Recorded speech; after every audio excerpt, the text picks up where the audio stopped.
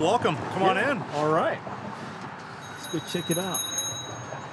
Man, this is my happy place. Before we go any further, look at this, guys. What's the size on this? Yeah, this is the new Sterling Moonlander. It's a 24 by 24 by 6.25 Pinion. tire, pinion drive, 9-speed pinion. It's got the steel frame, kind of a long tail version, designed for stability. And So they went with a chain instead of the belt. yeah, they went with the chain. I'm not 100% sure what the reasoning was behind that. All right, internet people. I'm here with my favorite World of Bikes guy. How we doing? Well, not too bad. Good. Usually people don't see us like this. I know. But we have a ulterior motive, guys. So I am Area, aka Iowagravelgang. It's Ryan Baker. I'm Ryan Baker, owner of World of Bikes. And we're here hanging out at the shop. Should we give the people a quick view of the shop? Sure. There's quite a bit of March in here, guys. So come on down. Helmets fully stocked. We got Jerry back there.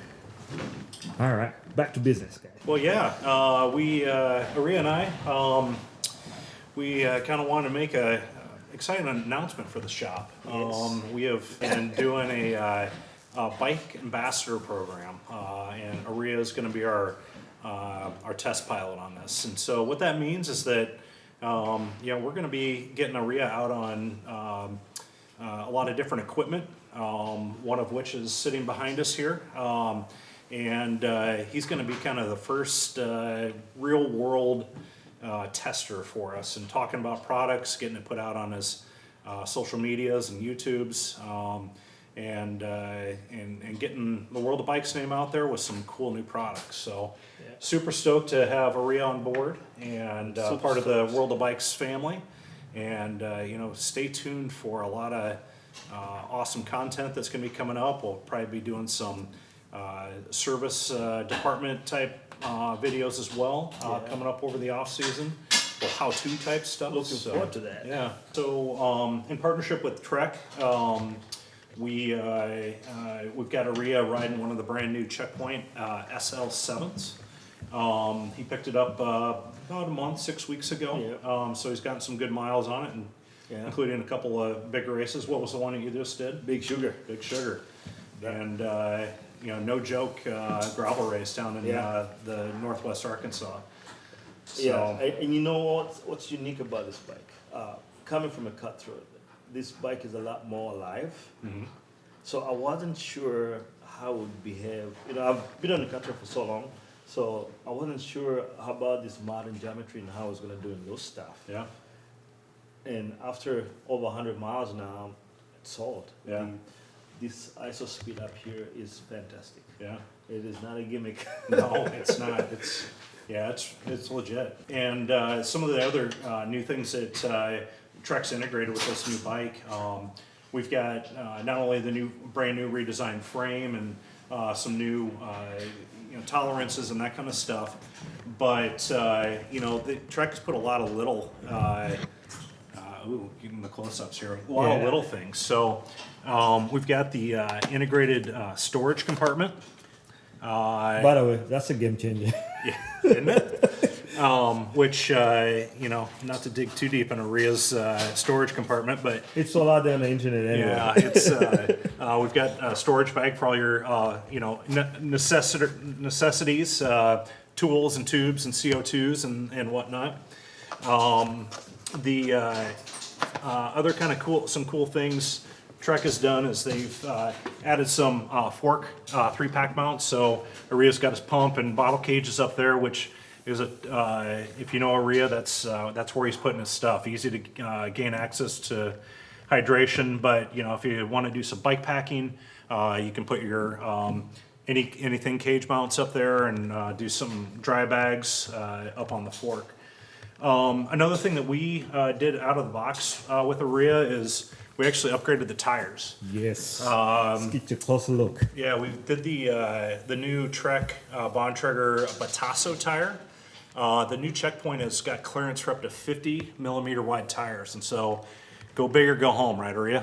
And actually, I was talking to some of the pros. I'm not going to give out the name, but she rides for Trek. People might figure that out. Uh-huh. So she's going to be riding this bike for some big adventures. Okay, great. And she was super stoked about the tire clearance was the big thing because she does have the checkmate also. Okay, yep. But she said that this one for longer stuff is going to be the go-to. Yeah. For sure. Which is, I'm glad that you brought that up because Trek did introduce that new Checkmate too, which is more of their race bike. Yep. The redesigned Checkpoint is more of their endurance gravel bike. So, for those big adventures, 100+ mile rides, or if you just want to be comfy out on the gravel. Absolutely. Definitely stable and comfortable to ride. They come with UDH compatible, so transmission. Yep. Transmission will be amazing. Yep, you can run, upgrade that transmission, go to a mullet drivetrain, get the huge SRAM cassette in the back there if you want to. Right now it's just currently set up with the SRAM Force Explorer drivetrain package, which gives you that 1044 in the back, but we've got guys that are running the 1052s on the back with the mountain drivetrain, mountain derailleur on there. Honestly, and because I've always had the 38 on my old bike, and going to the 40, I think once you put a 52 in the back, you are good to go. Oh yeah. I mean, it's fast enough as it is, and then you add extra gearing, and you are sailing uptown pretty easily. So you've always been kind of a salsa cutthroat rider, been a long time salsa guy. Can you kind of compare and contrast what the cutthroat is versus what the what the checkpoint's been for you? Yeah. So one of the things, the cutthroat, longer chainstay, a lot more slacker up here. So it's really designed for tour divide. Honestly, it's fast but reasonable. It's not snappy, right? So switching to this guy, you could tell a night and day difference. You apply the power, you move, and there's not a delay. The cutthroat has a low delay, I think maybe because of the chainstay. This bike is a lot more responsive also. You find like I've done some single track down at Woodpecker. Okay. Yeah. And I wasn't sure how it's going to handle because it's not quite as slack as the cutthroat. No problems whatsoever. So the huge difference in how you control the bike. You don't need a whole lot of input to get it to do what you want it to do. Whereas the cutthroat, everything is more deliberate, shall I say. Yeah. One of my biggest features that I wasn't sold on was this ISO speed, and that, especially for Big Sugar, which is a super rough course, by the way, I would recommend nothing short of 48. Anything under 48 is over flats. Yeah. So clearance has been really nice. On the cutthroat, I always rode about 48 to 50, so this is the sweet spot here, and did pretty well. One thing I know that's not mounted on your bike, that I know that you're a Hammerhead Karoo user. It's a new product for us here at the shop. A lot of us have gotten into it. Can you talk a little bit about your thoughts on the Karoo? Yeah, so the Hammerhead, and I always try to promote that head unit just because I like it, and it's so easy to use. First of all, it is like using your cell phone, especially. Actually, stay on the lookout. We'll probably do a video on how to put a route in there. We'll compare a couple of head units just to see, so that people can see it. So for me, number one, putting a route on the on your GPS unit should not be a 30-minute ordeal. Right? Everything should sync automatically, and that's one thing that Karoo does 100% better than everybody else, I think. The display is amazing. It's crystal clear. It's amazing. The map. Yeah. Sometimes get to an intersection and you're trying to figure out. All right, I'm not sure where this route's going. Right. Especially if you're riding with no route. Yep. And you just kind of want to check the road real quick and see. Hey, I want to take this route. I don't think there's another unit on the market that can zoom as fast as that thing does. That's what I've noticed. Yeah. So I like that. The reach notifications, you can get your notifications to your cell phone pretty easily. They also offer free maps. You don't have to pay for any of the extra maps. You just download whatever. And if you're only riding local, you just have your own local area of maps. So that's a really big feature. Also, how easy it is if you're riding in the rain and you get stuck in the rain, locking your screen out so that since the touch screen is very responsive, so it's important to be able to lock it out pretty quickly. And I haven't found anybody else that does how fast you can lock the screen out. They're always doing firmware updates. Yeah. which you don't see that very much of anymore. Is people don't do as often as you should be getting new features, especially for these units that are really advanced. Yeah. So big features, you can email the guys that are actually working on the software, and they'll respond to you, like Yep. the actual developer that's working on it. Yeah. Like nobody else does it. No one else does it. Yeah. So I really like that. Yeah, the one thing that when I was going through the setup process, we talked a little bit about the SRAM Force Explorer. Yep. But because the Hammerheads are a SRAM product, Yep. all that integrates Yes. into it, and so you can set up individual bikes with individual drivetrains, Yep. and you can have display tiles with your battery life for your SRAM or Yep. your gear choice. Yep. But then it also automatically uploads to the SRAM Access app, Yes. which is if you're During an ad.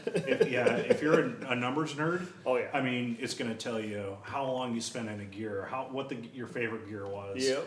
And plus a ton of other stuff. So Yeah. the integration is just super seamless. And I think to piggyback off of that, one of the other features I like is being able the integration, the tight integration between the SRAM and the head unit.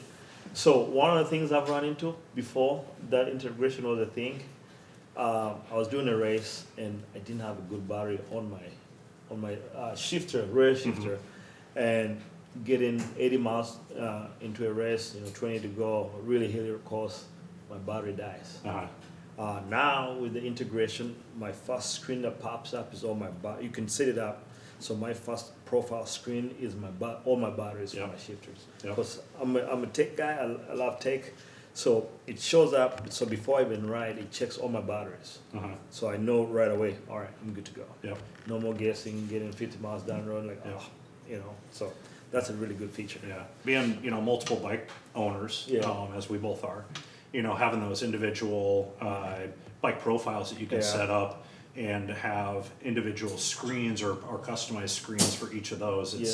It's not just you have one for your checkpoint and then one for your Exactly. your cutthroat, and then you have to it's a static Yeah. screen. You can You set just it get up on however there. you want. It's always the same field. So if you're doing a townie bike and you want to truck your townie rides for whatever reason, Yep. you just have very simple fields like maybe distance and time.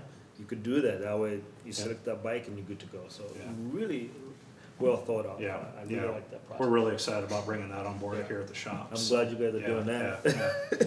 One other thing I know that we're talking a little bit of upgrades. We did the tires, and we're actually one of the reasons that Aria has the bike down here is we're going to do upgrade with his power meter and do a little bit of configuration on his crank arms, but. We did the whiskey spano bars. Yes. Per request by you. Yep. Which wasn't a big arm No. twisting around here because we all ride spanos on That's gravel right. bikes. So it's something we keep in stock here at the shop. Wide variety of widths. Yep. But two of the cool features, I think, one is the flat top on there. Yep. That's been that's really why I like that bar. I like the different widths, so I have a different size on my other bikes. But the flat top is really fantastic. Yeah. So if you're just trying to ride up, sit up straight a little bit, Yep. relaxing, Yeah. it's a fantastic feature. I really dig that. And the sweep on the spanos, Yeah. It's the not too flare. wide? Yeah. it's just, sometimes some of the bars just flare out too much. Yeah. And I'm kind of a symmetrical guy. Yeah. So, the whole, if you like that, you like that, but I Yeah. just I like the sweep is just, I think, Yeah. done right. Cool. It's not too Cool. excessive. Thanks, Aria. I really appreciate you taking your time coming in.